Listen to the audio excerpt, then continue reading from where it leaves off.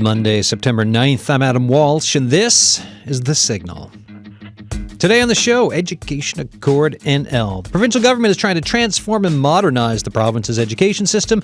Why is it needed? What will it look like? And how will it get done? I've got the co-chairs here in the studio to talk all about it.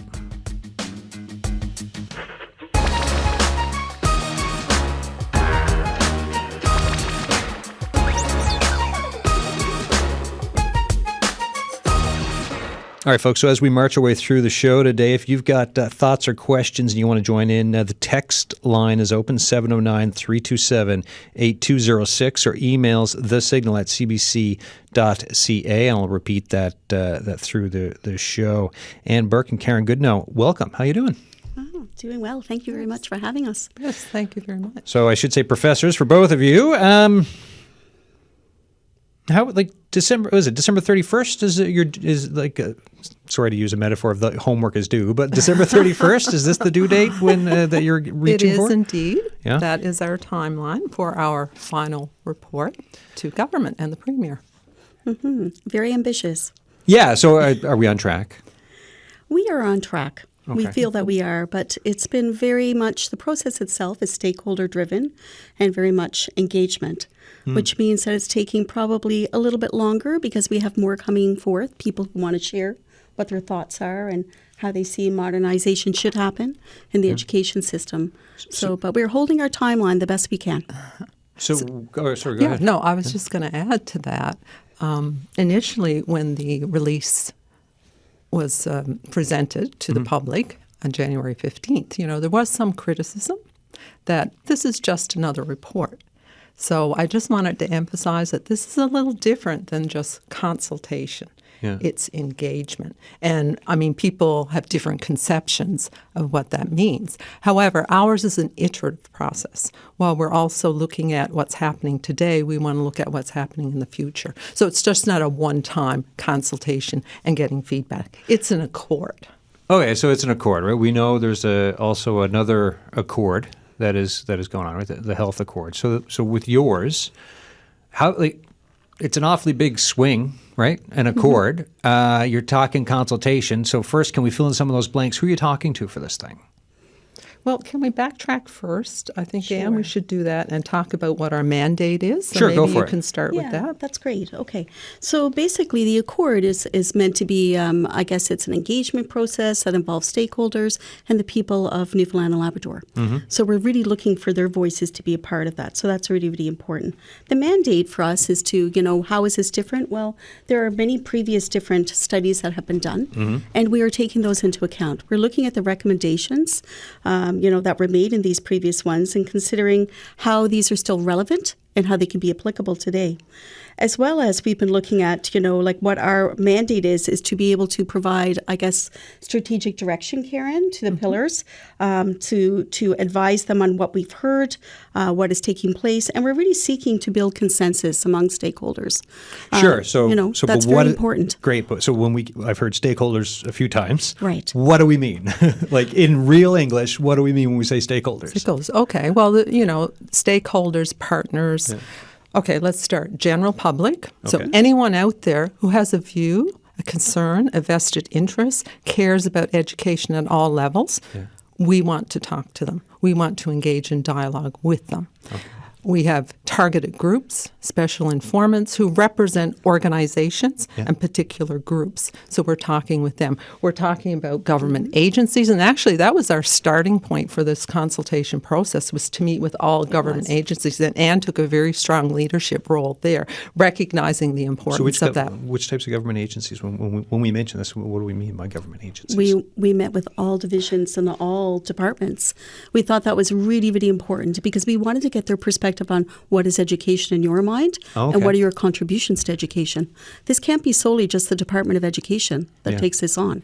It has to be a mandate, and it has to be, a goal that we're all working towards, especially to modernize curriculum, modernize education, and to really, achieve the economic goals that we want to achieve. So then, sorry, Adam. Can we go back to the mandate? Because I just want to further build on that. Yeah. Anne mentioned that we're drawing on previous reports, right? And there are quite a few in education, quite a few. We're drawing upon research, current research, so we're going to be informed by that. And also we're looking at evidence, which is the dialogue that we're engaging with partners, stakeholders, and individuals. Which are teachers and students as well as part of that. Yeah, this is what I'm kind of getting at. Yeah, right? Because when we talk about who are you hearing from, it's like, so we've talked to all these government departments, but we're hearing from teachers on the front lines. We're hearing from students. I'm imagining parents might have a thought or two. Absolutely. When this process started, right, so January, when this comes out, how many folks are getting in touch with you with thoughts? And then how do you go through all of that as part of this process? And we've got the full 5 minutes here to get through the pillars and a lot more of the meat and of the accord. But just for the inputs bit, how do you navigate through that? That's really interesting because we want to ensure that we have input from, both urban and rural areas as well as Labrador.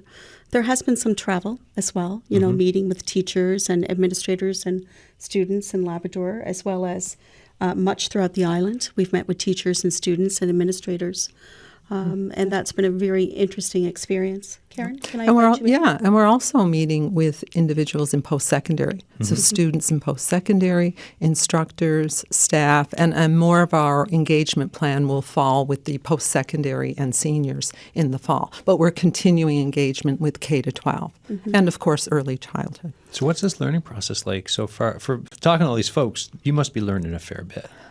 Oh, yes, definitely learning quite a lot.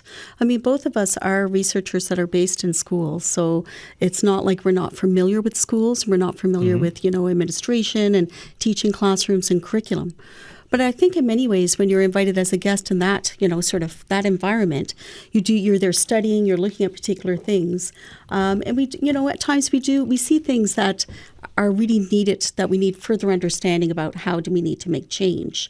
But I will say that we've hearing students' perspectives on, what's happened to them since the pandemic, what they see as something that needs to happen for us to go forward has been very enlightening, I think. We've both been teachers for a number of years before transitioning into academia, and we're very familiar with schools, but we're not always know the ins and outs, I'll say, ins and outs of the policies and how they get implemented. And sometimes we don't always have the right evaluation. I won't say the right evaluation, but perhaps not enough evaluation to look at how policies are implemented and the impact they're having on teachers and students and a school or a school district or a family of schools. So I often use this analogy in terms of being a researcher in K-12. I'm like the grandparent. I can go in, I can work with teachers and students in classrooms and schools, but ultimately I don't have the responsibility for those students and I can leave. Why do we need an education accord? I think more than ever since the pandemic, it really has been, and I will say, Adam, this is global. Like we're hearing this through many countries. Newfoundland Labrador is not isolated, like it's not this special case here, right? No. And I think what happened was with the pandemic, there was a time for pause to look at, what it is that we're teaching, what it is that we're doing, and also to see that we have to start thinking about how we're preparing our students, our workforce for going forward. I mean, this is an opportunity. We are a small province, so we can really make some huge changes that can make a change in how children receive their education from early on, like say early learning, right through until post-secondary, and then more excitingly, lifelong learning, in that those who want to return to the workforce. So then, what gaps are there? Because if you're reinventing a whole system with an accord. What are the gaps that you've seen with? So we mentioned post-pandemic or whatever part of it we're at now, coming out of COVID into it just existing with us. Where are we with what you're seeing for these gaps? Well, Adam, can I just note the word you use, reinventing? And I'd prefer the word that you used, Anne, which is reimagining, perhaps, because we don't want to throw the baby out with the bathwater. I just want to emphasize there's so many wonderful initiatives happening in post-secondary settings, in K-12 settings. So, but we want to build on our strengths, but look at the potential for the future and what we can do. And in terms of COVID, I think you're right. There were many positive things that emerged from COVID, but there were also some gaps, as you say, and we recognize now, even more so, some of the challenges that particular learners face when they're isolated, right? They're not part of a peer group. They're not in a social setting. So there certainly were some gaps. We looked at the potential of technology, but also the limitations of technology as a result of COVID. I could probably speak a little bit more about that because I had two studies that were going on during that time. And during the time of the first study, which was looking at advocating for youth's voices and agency, which was an international study, the pandemic happened. We were supposed to be in schools and we had to go online. So it gave great opportunity for us to see what happens when we go online and how teachers can pivot and how they can look at what those learners need. It also allowed for us to look more closely at school and home relationships. So we saw how the teacher's role was very important during that time as it is in the classroom, but also when online. And we also saw how parents began to see when their child was online, especially for early learning, what their child's needs were and what the gaps were and how they could help and how they could support their child in comparison to what other children were doing, but also real life, experience there beside their child seeing that. So that was one of the findings that we found. And we also saw children as learning partners. This was something that came through in all teachers, saying that I now see what it is that my children are missing or what they need, and there was great opportunity there for kids to learn outdoors. We saw in Labrador kids who returned to cultural knowledge, where they had more time to spend on the land, and also to see how that's very, important and viable, to their communities. So there was great opportunity for learning there. From previous shows we've done, what I've heard is we've got big problems with absenteeism in this province, right? Which is when you're going through what you're going through, how do you look at something like this and look at it with a lens of an education accord? Right. So we do, and we are hearing from groups and individuals, and we hear it in the media, that absenteeism is a challenge and a problem. We know that if a child misses 10% of the school year, it's considered chronic absenteeism. So I guess one of the points I'd like to make to really emphasize that when we look at any possible solution to an issue and look at what we can be doing down the road, it always has to be a multifaceted approach. You can't just look at one part of this system in isolation. So we, as Anne said, we have to have strong partnerships with our parents. We sometimes have to educate our parents. We have to look at the needs of the child. We have to look at some of the root causes, because if you're only treating the symptoms, we don't get at pulling those kids in. And we know there's a robust body of research that shows that if children are absent early, it's likely to continue, and they're more likely to drop out of school later on. And then all of a sudden, this is tying in with social determinants of health and health accord type stuff too, right? Exactly. Absolutely. And I mean, one of the things that we've had principals say to us is that absenteeism is no longer postal code related. So it's very much across all sectors, and concerning about why that is, that parents do not see the value of having their children in school every day. So we need to reestablish those partnerships. I mean, over the past couple of years, we've seen that schools are just not accessible to parents. So when I went to school, I went in and helped my child put on their coat, take it off, put everything in the locker. And during that time, as Karen probably did, you had a chance to talk to other parents. We don't have that anymore. They're dropped off at the door, in they go. We want that independence, but we see how it's really impacting school communities. How do you even start to tackle that then? And I know you may not have an answer. I realize this because the report's not coming out to the end of the year. But part of our work, in addition to a report, perhaps after the report is submitted, is to look at a blueprint. It's the how and the implementation. So that will be an important part of our work. But once again, looking at the issue of absenteeism holistically, right? It's not just engaging the parents. It's looking at the different government organizations, for example, and departments that need to work together to support families and schools. So this can't be the responsibility of schools only. And I think we really have to promote that message. It's always a shared responsibility. Especially at a time when we've done previous shows on just levels of anxiety nowadays, right? Which is all like there's for absenteeism, like for everything you're laying out, plus you put on top of it some anxiety concerns. You have working parents in this time of cost of living crisis and everything else, like all those layers. And then you've got an education accord trying to figure out, like, hey, how do we kind of jumpstart a lot of this stuff? How do we change this? And this is just absenteeism. We also have low math, science, and reading scores in this province compared to the rest of Canada, right? How do we start to get that changed around? I think what's really important is that we look at how we're going to respond. Okay, so part of when we laid out the Accord itself, we did some deep thinking with a number of people, ourselves, other colleagues, as well as across government, and reached out to others that we do research globally.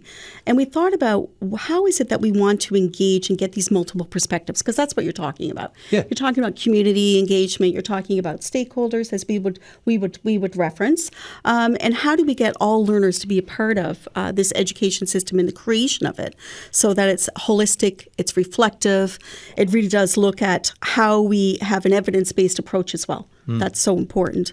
So we looked at the lenses. These are like sort of our general principles and lenses, and we thought that let's look at these more specifically, and this would allow for us to really get deeper into what it is that we need to address to have a better education system going forward.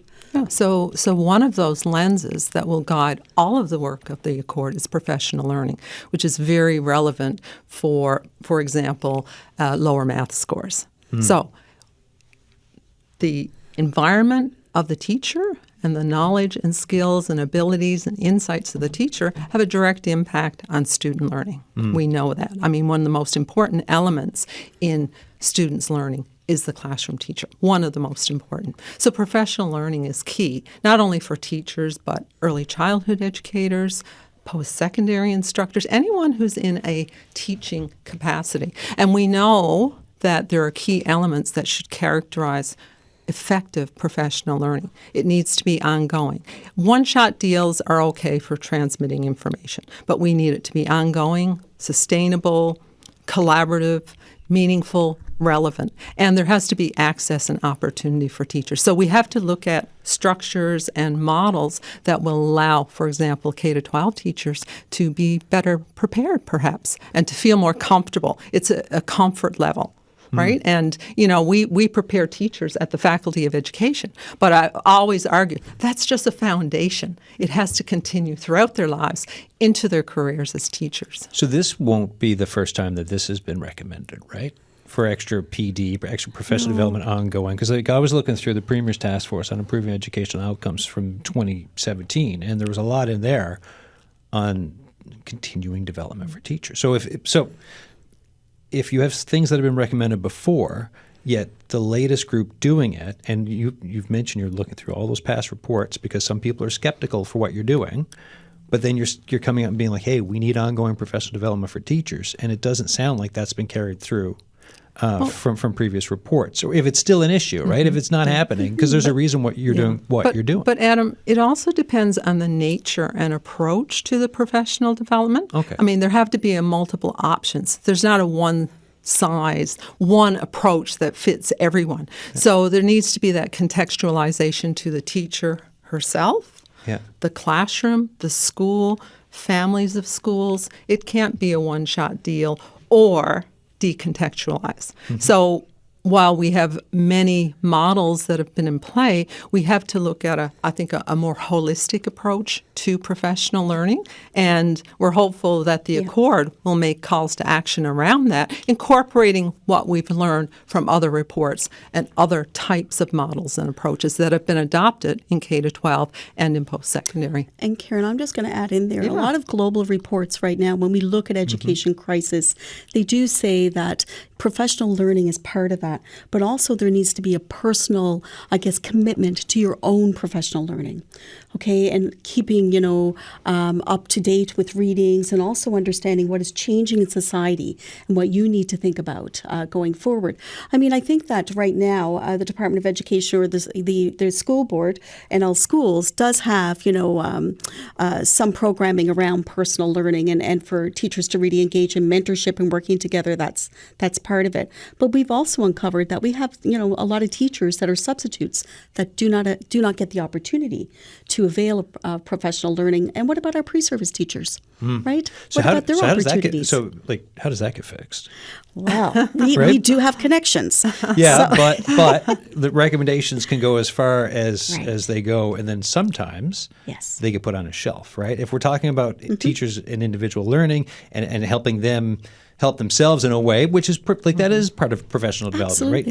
Anyone out there in any professional capacity should be on top of their careers and where they're professionally. But if that's not happening now, how do you kind of you put your recommendation out there and then what? Well, I think it is. I don't think happening. we're not saying it's not happening. That's not No, what we're you're saying it saying. needs to be done very differently is what you're saying. Yeah, we just think it needs to be expanded, and we do see some good models, and we did, we do know there's good practice and best practice. Sure. And you're also saying some people can't do it because of the way the system's set up, right? Like you said with substitute teachers. So you're saying, Yes. right, that some folks can't do it and that it needs to be done differently. Well, if I'm an employee or a teacher and I'm not feeling motivated or I'm burnt out, I have so many responsibilities, I feel guilty because I cannot help every child in my classroom, that's going to impact my willingness or my ability to engage in professional learning. So we also have to look at the culture of the school and health and well-being of teachers as well as our students. And how is that happening? Health and well-being. You're asking us really difficult questions, Adam. I'm just kind of curious. We're talking about reimagining Yes, the we education are. system. Then, Yeah. and I'm sure this comes down to some of the conversations with teachers, some of the conversations with the unions, and everything else. But I'm just trying to get a sense of how you find this out for when we talk about culture, and it can be kind of a squishy thing to get a hold of sometimes, right? Mm-hmm. I think it is health and well-being it's really very much, not just about the rights of the child and having that, but it's also the rights of every individual that's in the education system. Much of our consultation across the province with teachers has been about their stress levels, obviously the changes in classrooms in regards to, the demands of, learners, behavioral, all of these things. And we're well aware of that. We do have a health and well-being pillar. So we will probably turn our conversation to talking about that specialization now. Yeah, I was hoping to actually, because there's 4 pillars, right? there's 4 pillars. So let's yeah. go through them. So there's early learning and childhood, K-12 transformation and curriculum, health and well-being in educational environments, and then post-secondary and lifelong learning. So those 4 pillars are comprised of experts within the area. And those experts are meeting and discussing these, what is going on currently in schools and what it is that we need to do, what programming we have, what we can actually, meld together or bring together, but also what needs to happen. So in the health and well-being pillar, there has been much conversation around teachers' health, but also children's health. And what is it that we need to do to make that much healthier place for them to be in school? And what about wraparound supports? And what does that look like?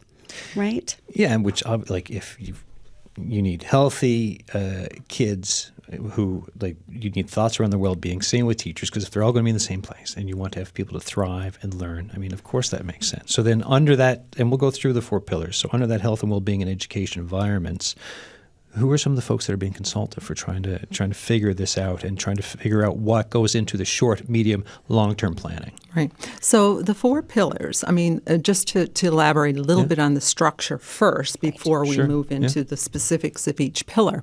So we have an engagement plan and we're providing strategic direction as the co-chairs, and we're consulting with individuals, groups, organizations. But each of the pillars also has a vision, just like we have a vision for our work, and they have engagement plans which are coordinating with us and aligning with us. So they are almost like the workhorses for the Accord. Right. Right. So I just wanted to sort of Yeah, I mean, outline it's the the umbrella, structure, right? And Exactly. it's quite large, right? And there are a lot of moving parts. So we can get back to the question. We'll just go back to your question So this- again. Yeah, sure. Health and well-being. So who is on the pillar? Well, there's many people from health. We have Janice Fitzgerald. We have Aisling Gogan. We have people with specialized areas in health that are related directly to health initiatives of the Health Accord, but also in regards to what does health look like in educational environments. How are we going to deliver a program? How do we ensure that children are actually getting their speech and language, therapy when they need it? Or when are they being able to see, if that should be for educational testing, for assessment? So all of these, it also includes administrators as well as some teachers who are giving feedback as well, and post-secondary and parents. Yeah. So, it's very much a stakeholder community collaboration. And what we're really concerned about in health and well-being is consideration of what that circle of care looks like for kids. Right. Okay, so what is the circle of care in school? So if you have children who are struggling, who is there to help that child besides the guidance counselor, which the guidance counselor is a person who does, is addressing social emotional, issues as well. But more importantly, also, we have to start thinking about career education, Right. And we've always had it there, but we need to be more directive in what we're doing. We need to have more conversations and giving opportunity for, youth to see what they can do, what the possibilities are. So that's the other part of it. So it is a very large agenda. And this fits in with like the reimagining bit that we've mentioned through the show, right? You're saying, hey, look, we're looking at some of the good stuff that's out there, and we're just trying to build on this to make it more, whether it's modernized or just to fit, depending on the rural-urban divide or the type of school, but just trying to figure it out so that it can be as useful as possible in 2024 up until whenever, right? Mm-hmm. So I believe it's called the Child and Youth Health Model, coming Yes, from Karen, the Health Accord. That has not been released yet, and we don't know all the details. But that will be, from what I understand, a coordinated, sort of a unified approach to supporting students that might have exceptionalities or special needs or other needs, and a main access point. So how that will fit and align with our work will be very important to consider, for example. So this all connects to well-being of children.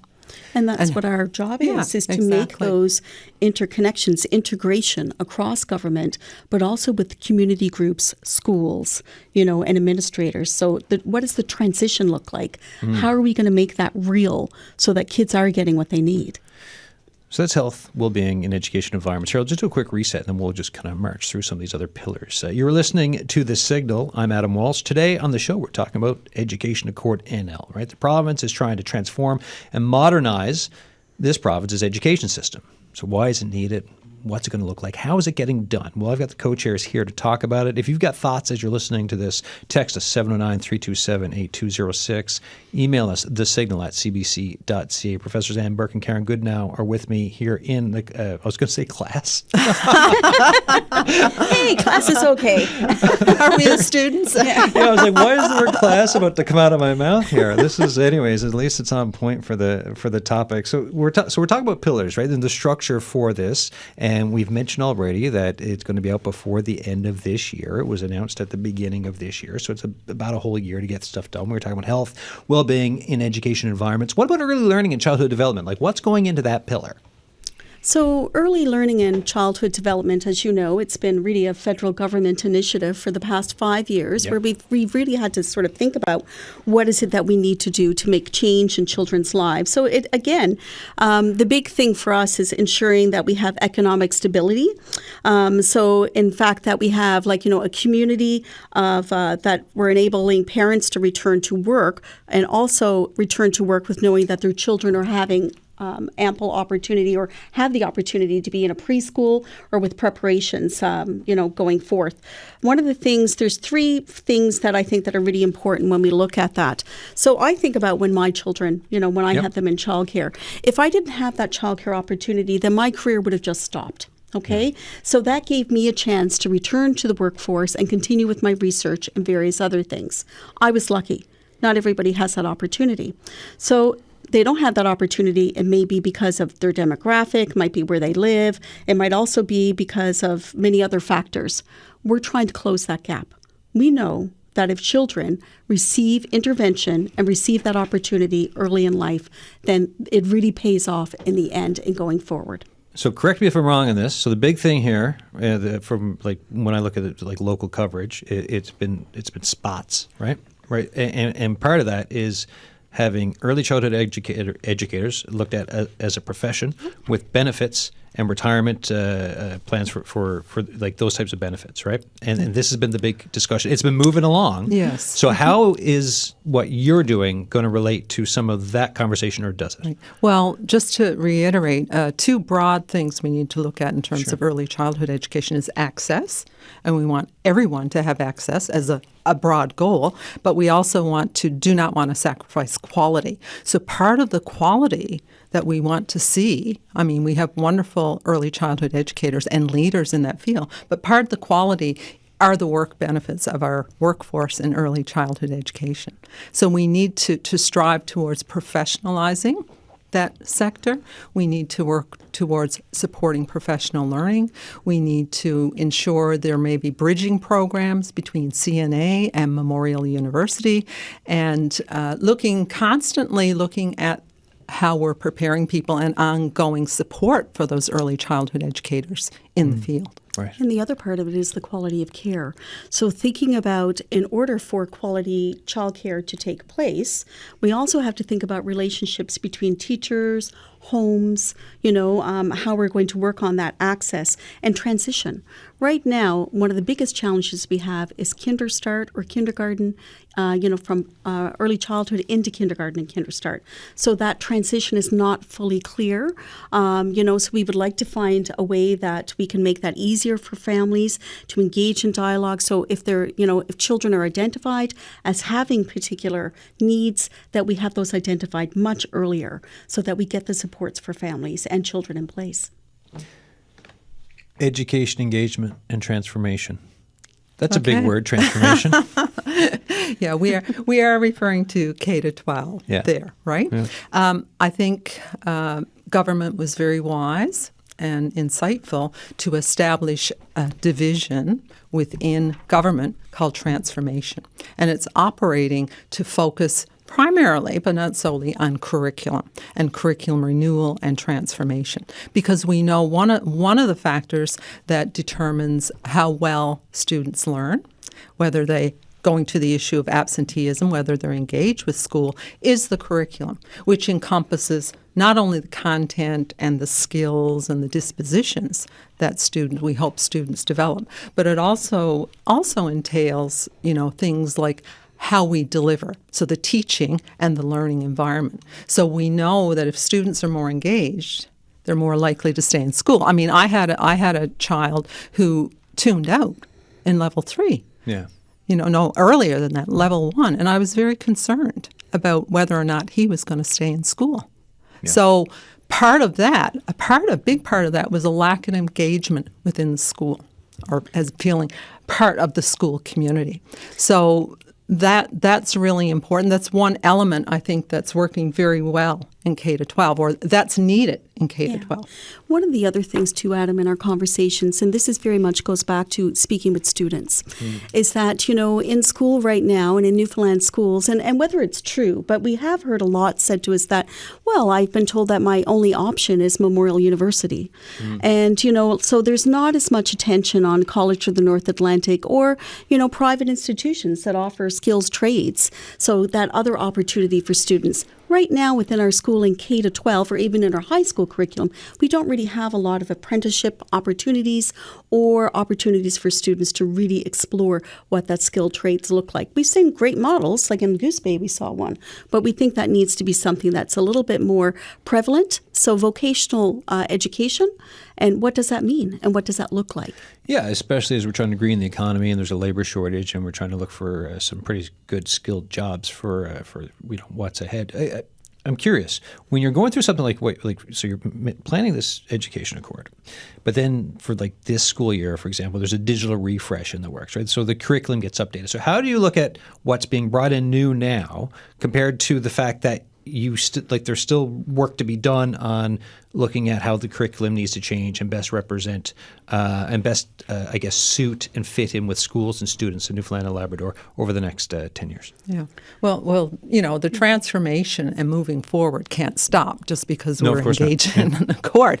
But I think part of the process, and perhaps sometimes we need to be better at, is, like Anne used the term, I think a really neat term, is living curriculum. We have to be constantly looking at what we're doing, why we're doing it, gathering data and feedback to inform how effective our initiatives are. So that's a key element of when we introduce initiatives and programs. A lot of that also stems from thinking about digital literacy and the changes that are making and what are taking place. I mean, this is the reason why that we really feel that this innovative decision made by the Department of Education to look at a division that looks at living curriculum, and what needs to happen. So, I mean, if we look at digital literacy right now, and I think about the work that I did in the early, 2012, we started looking at children's virtual play spaces, right? So, Webkinz and all those various other things that were going on. And what did that mean in children's lives? It also brought to our attention that there was a social media engagement that was going on that we weren't really aware of. We were looking at how to harness it for schools. What is it we can do? And I see the same thing with AI. That is true, but I still have some concerns because we didn't talk about what social media is, and often we steer away from it because it's social media thought to be outside of school. Well, here it's everywhere and all the time. That's right. And here we are in AI now, and we're thinking about how we can harness that. So I think we really need to have a focus on what is AI, but having students really be more critical learners and think about, what are deep fakes? What does it mean when you do this? How do I recognize that this is not truthful material that I'm looking at? Yeah. They're not like us. We read from books, and but now it's all moving images. Yeah. How do you figure out when you're doing an education accord? How do you figure out how to work into the system, thinking about unintended consequences of the new and the unknown? And at 2012, that's right around when Instagram kind of kicked up into high gear. Yeah. Now we're into TikTok, and then with AI, and we've already, we've heard the stories out there of homework issues and this and that, but there's stuff that's going to happen next year and the year after and the year after that we don't even know about yet.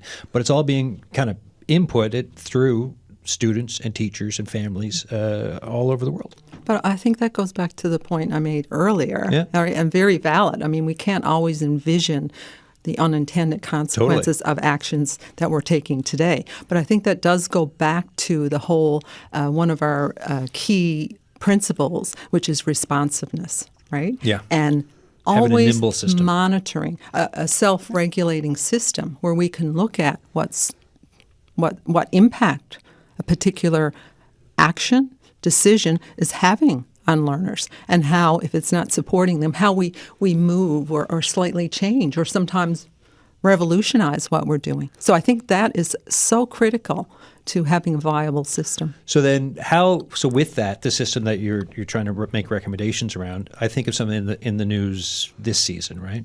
Smartphones in the classroom. And I'm not asking you for an answer on that, but what I am asking for, unless you have one, but what I am asking is how do you look at that with the system you're trying to make? I think Karen pointed to a really important point here is about transformation and responsiveness, and always being thinking about, with the division that is going to be looking at what's changed, what we need to do, and how we need to go forward. Cell phones are really interesting.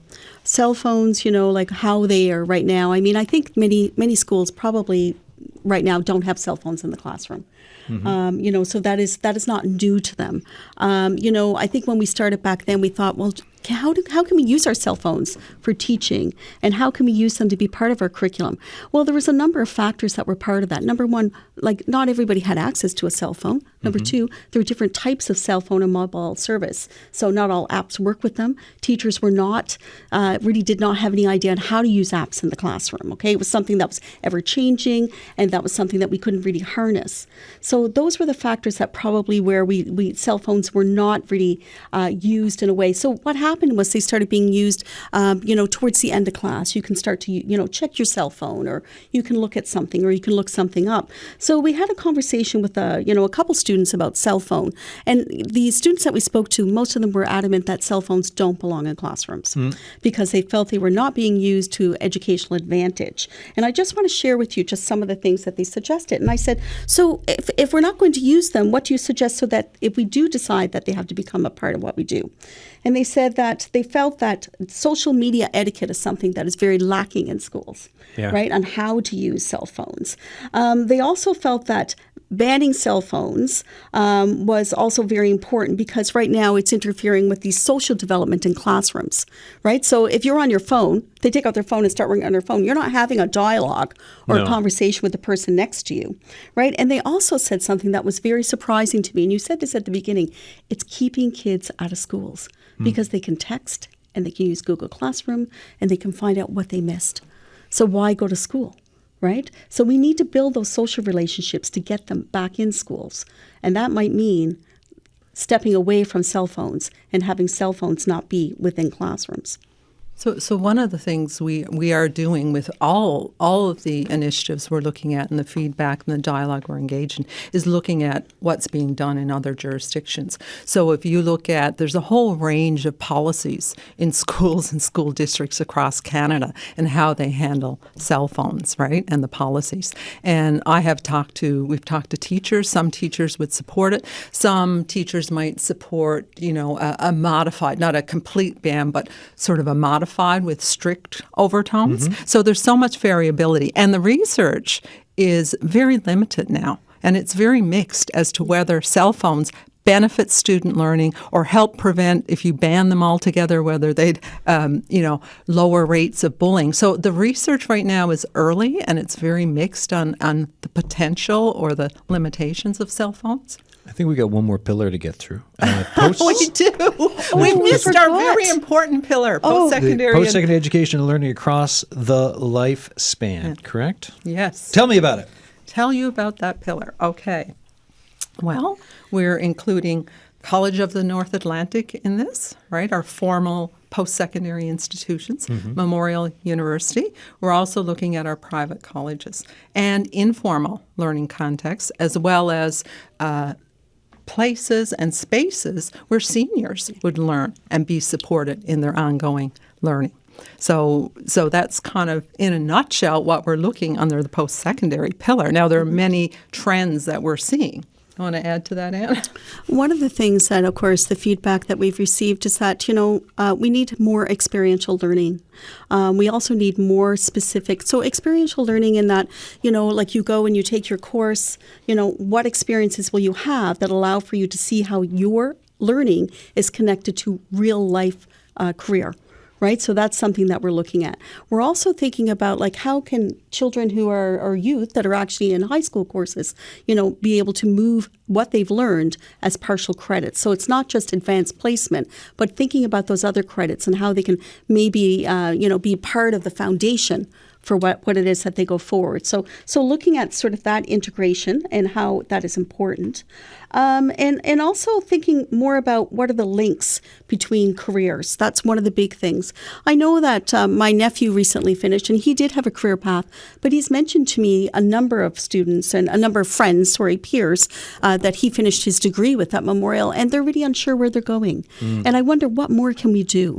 It is a big investment, and yes, you have the opportunity, but I think also that we need to start looking at what does that opportunity result in society. And for Newfoundland and Labrador, what are the opportunities here? Not just moving away.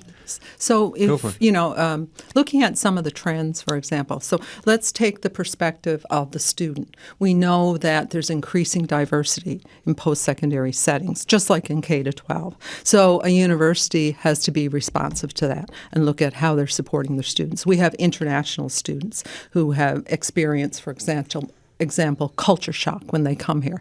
Maybe there's challenges with finding housing. So universities, post-secondary institutions have to look at that. Let's look from the perspective of the institution itself.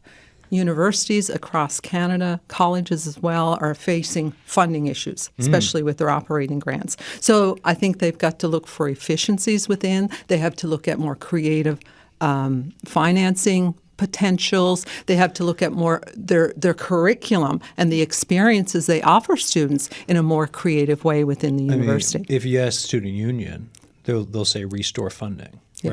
right? And there's I'm hearing look for efficiencies and creative funding, but then there's also an argument to be made of, hey, a lot more money is to be given to the university. Why not go that route? Is that something you're looking at as well in this conversation, or is it different? Well, we're not advocating that always more money is the solution. That's not necessarily the solution. No, I mean to just a lot but of the, adequately fund. Like if we're talking about the future of education, I mean adequately funding the institutions that educate the people of this province. I think it's very important. Yeah, it is very and I mean, important. part of the process of engagement, when we do that, I'm sure that will be one of the things that'll come forward.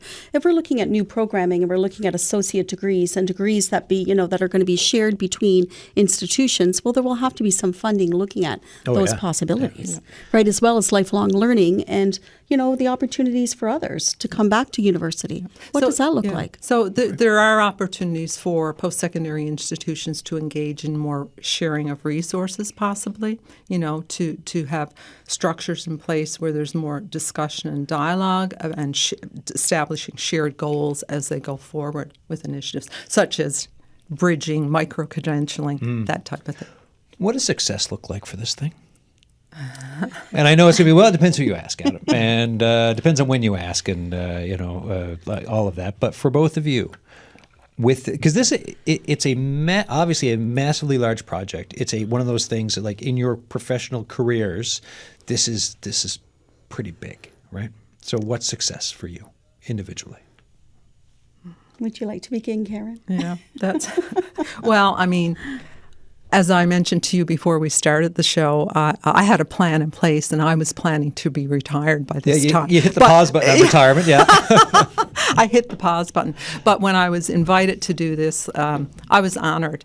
And it's sort of looking at, what contribution can I make to making the system more robust, more responsive, helping families and individuals to be more successful in their personal lives, for children to be resilient and to be able to contribute to society on many levels, economically, socially. And I guess I'll use this term happy. For Newfoundland and Labradorians to be happy. And that entails a whole range of things that we can do to support them. So there are many opportunities here. Karen, why did you get into education to begin with? Oh, that's an excellent question, because I didn't plan to enter education. I was going to go into a health profession, occupational therapy, speech pathology, and it's just sometimes a sequence of events that lead you on a certain path. And I would not change anything about my career in the last 40 years. So for you, when you first got into it, and looking at you now with this project that you have, like, what would earlier you think about what you're doing right now? Earlier me would have thought, wow, that's ambitious. And just to backtrack, my very first term of teaching, I use terms because I'm from the university, but the very first time I started teaching at Cape John Collegiate, I almost quit. So I almost ended up in another profession. Yeah. But because I had the right supports in place from staff and family, I continued. And I've had a very rewarding career. So I want to give back as much as possible. Yeah. If I can. Anne? It's very much about giving back. I mean, I will say that I come from a long line of teachers. So teaching is very much part of my family discourse. And for me, I mean, I think for children and for, parents and for teachers, it's really important that education become part of the community. And I've seen, that there's ways that we can bring collaborative partnerships together and ways that we can make change. And what I would like for this accord is to address that. I would like to see more interconnection. I would like to see education be a part of all of us and remain with us our entire life, and for it to be valued in that way. That's very important to me as part of the Accord. And of course, early learning is my passion. So, for me, it's got to be the best system for every single child, and every child has to have access. And that's when I believe that's happening, that will be when I'll retire, which means that I could be here a very long time. No, I know, Karen. I have thought about it. There's been fleeting moments, but I don't see it happening. So where are we? Let me see. It's September the 9th, right? And this is before the new year. it will be submitted and out if all goes according to plan. How much work is left to do on, like, where are you with the work process of, like, so we said 4 pillars is the structure, lots of consultations, all these government departments, talking with the folks at the Health Accord, talking to teachers, parents, students, you name it. Are you writing the thing now? Like, where are we at with this? So we are waiting for the interim report. Okay, so we do have these reports coming from each of the pillar committees, which will be with us in the next week. At that time, then what we'll do is we'll create an interim report, and then of course it's iterative. So it means that we will then enter into consultations again. So we will return to who we've consulted with. We will talk about what it is that we found and begin to plan our way forward from that. And then of course the final report will come in December. So yes, there's a tremendous amount of work to be done, and yes, there's a lot of writing to be done. We're used to writing. Yeah. So it's about consensus building and building partnerships too, even though we have a short period of time. And of course, we're so small, and we know we already know so many of the key people and the partners and stakeholders in education because we've been in the area for so long, and we are a small province. Yeah, that is one of no matter what show I do on whatever topic, the size of the province for the population, the fact that this is a place where you can get in touch with who you need to get in touch with in whatever field, because we kind of all do know each other, right? So like that is a benefit when it comes to something as big as what you're trying to do. Like I can only imagine what it would be like in Ontario, British Columbia, or Quebec, or something like that. And I also think, Adam, this is an opportunity for us to show for those who have left that come home. We have the best education system for your children. For those of you who have felt that there was an opportunity for you here, that maybe reconsider and return. And also for students who are now coming up through the system to stay, right? What are and I know I asked like what success would look like, but what when it comes to the checks and balances of this thing? And I also mentioned the absenteeism, low math scores, reading scores, science scores in this province. So like that doesn't sound all that successful if you compare it to other parts of the country right now. When do we start to see like, hey, this is like, is it the math scores going up? Is that a measure for success for people too? Like when do we start to look at this on the 10-year plan for short, medium, long term? I will say that, I mean, right now there's measures being put in place. So like even though we are now reporting. Even this year, totally. Even this year, even as we've had results coming in and we've brought this to our attention, like when stakeholders have come forward and said this is an issue, we need to start thinking about, like violence in schools. How can we address that? Can we get more people? That's right. Yeah. So all of these things we've been sharing with them, and we see action. Okay, so we do feel that we will begin to see, more action more quickly rather than just waiting, as you would with a report, which would have been given. The Accord, it's constant, it's ongoing, and that's the reason why that I think that you'll see a lot of change. So that's really, so your feedback, it's already happening, right? Yes. So you're saying like, hey, there's a two-way conversation here with the decision makers. But as you know, some things take time. And you have to track them over time. So, it's not going to happen in a month or 2 months. You need a minimum of several months or a year, and to gather that feedback to see the impact on academic outcomes or socio-emotional outcomes or other types of outcomes. And that's a similar conversation of what I've had for the Health Accord too, right? Because you're like, well, in this one, I have said reinvent the system because they've been saying that too. Here we're saying reimagine, but that is also part of it. As you try to fix all of that needs to be fixed for silos and the health of the province, there's still the day-to-day that you need to check in on and that feedback loop as well. And this is similar with education. We're getting down there now. Any final thoughts before I let you both go for today? Well, just to thank you for the opportunity to come here and to share with listeners what we're doing. Sort of, I appreciate it. Yeah, we really appreciate it because, and we do have a website, Education Accord N.L.ca, where people can go and get more information. And if they can contact us at any point if they want any information.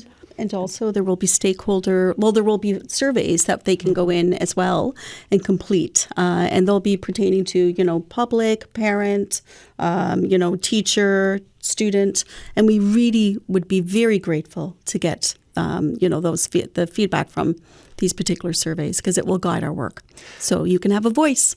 There you go. Thanks for this for both of you. Oh, thank you so much. Thank you, Adam. All right, folks, that's Professors Ann Burke and Karen Goodnow there talking about the Education Accord. If you have thoughts on the show, get in touch with us. The Signal at cbc.ca. Call the Signal line and leave a message. 709-576-5260. One quick email to get in. Thursday, we did a show on driving safety, and I missed this email. It said, Hi, I've always said this about NL driving culture. In the mall, Newfoundlanders and Labradorians will chat you up in front of the parking lot, and they will cut you in half. I'm presently in Labrador City. I'm enjoying the driving culture because drivers are a lot less aggressive. I think this comes from not having anywhere to go in a perceived hurry, and in the winter they don't use salt, so you have to drive with way more care and control. My pet peeve on the island is extreme tailgating. That was from Howard Young. Howard, thank you for that email. And like I said, folks, email us anytime, the CBC or the signal at cbc.ca, I should say. Tomorrow, gardening. It's Tuesday. I'm thinking bulbs, I'm thinking garlic, but there's lots more. Get in touch with us with your garden updates and your grow questions. Until tomorrow, stay safe out there, and thanks for listening.